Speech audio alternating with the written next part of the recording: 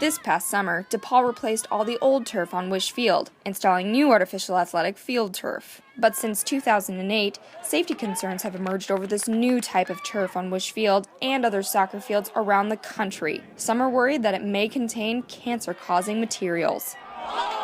These include Amy Griffin, an assistant head coach at the University of Washington. Two of her former youth soccer goalkeepers were diagnosed with non-Hodgkin lymphoma at about the same time. Griffin assumed it was a terrible coincidence until she took one of her sick players in for chemotherapy. The nurse walked by and said, "Are you guys both goalkeepers?" And we nodded, and she replied with, "Wow, you're about the fourth goalkeeper I've hooked up this week." Literally, the hairs on the back of my neck stood up. Later, one of the goalies receiving chemo confided in her coach a feeling that she said wouldn't go away. I really think it's the black dots.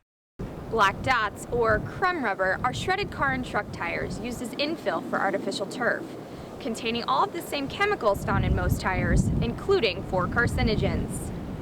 Rubber tires are made with chemicals that are known carcinogens. So there's no question these chemicals cause cancer. The question comes when you talk about whether the people on the field, playing on the fields, are being exposed to those carcinogens. Darren Gill, Vice President of Marketing for Field Turf, the company that installed Wish Field's turf, told Good Day DePaul in a phone interview that the company's manufacturing process makes these chemicals safe. Tires have substances which could be considered harmful.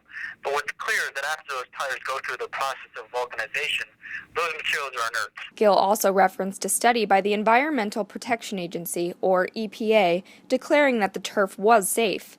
Since then, the EPA has concluded that more testing needs to be done. Meanwhile, Coach Griffin and others have made a list of the players with cancer and found that many of them are goalies, who often dive into the turf to block shots. Because of these concerns, some schools and parks have halted the installation of the turf or replaced it altogether. We asked DePaul officials about the concerns over this field turf. The school's director of athletic facilities, Mike Lenti, did not comment for the story. The university administration also did not provide a spokesperson, but did issue this statement. Please know that the safety and health of students, faculty, and staff are of paramount concern at DePaul. We are unaware of any health concerns and have not seen any scientific research that would indicate adverse effects. The Synthetic Turf Council, an industry group, says 14 different studies show that the turf is safe. Studies that have been done to date are shorter term, but truthfully, on the shorter term studies that have been done, they're not seeing any health effects or negative health effects. So we're not seeing that any degradation of the material or anything in that material that's changing over time that would lead us to believe that long-term effects would be different.